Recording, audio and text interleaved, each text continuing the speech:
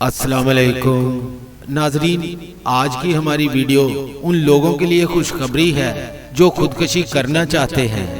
جدید دور میں سائنس نے خودکشی اب اور بھی آسان کر دی ہے۔ سوئٹزرلینڈ نے خودکشی کرنے میں معاون مشین کو قانونی حیثیت دے دی ہے، جسے سارکو مشین کا نام دیا گیا ہے، جسے 2022 تک ہالینڈ، جرمنی، سوئٹزرلینڈ، برطانیہ اور کینیڈا استعمال کریں گے، اور دیگر یورپی ممالک بھی بعد میں اس کا استعمال کریں گے، کیونکہ بہت سے یورپی ممالک میں خودکشی کو قانونی حیثیت و معاونت حاصل ہے، تاہم ابھی اس کی لاگت کا اندازہ نہیں لگایا جا سکتا۔ ہالینڈ نے 2020 میں لیتھل انجیکشن کے ذریعے تقریباً 6,900 افراد کو خودکشی کے لیے معاونت فراہم کی تھی۔ سوئٹزرلینڈ میں 2020 میں تقریباً 1,300 افراد نے یوتھنیشیا تنظیموں کی مدد سے خودکشی کی تھی۔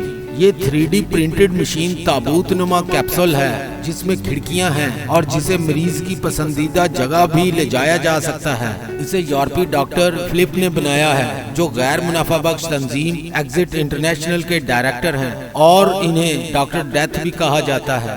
ڈاکٹر فلپ پہلا شخص نہیں جس نے اس مشین کو بنایا اور پروموٹ کیا ہے۔ اس سے پہلے 1990 عیسوی میں جیک نے موت دینے میں معاونت دینے والی مشین اپنی وین میں لگائی تھی، جس کے ذریعے 100 افراد نے خودکشی کی تھی۔ 1991 عیسوی میں ایسے خودکشی میں معاونت فراہم کرنے کی بنا پر اسے مجرم قرار دیا گیا تھا۔ یہ مشین اندر سے مرنے کی خواہش رکھنے والا مریض خود استعمال کرتا ہے۔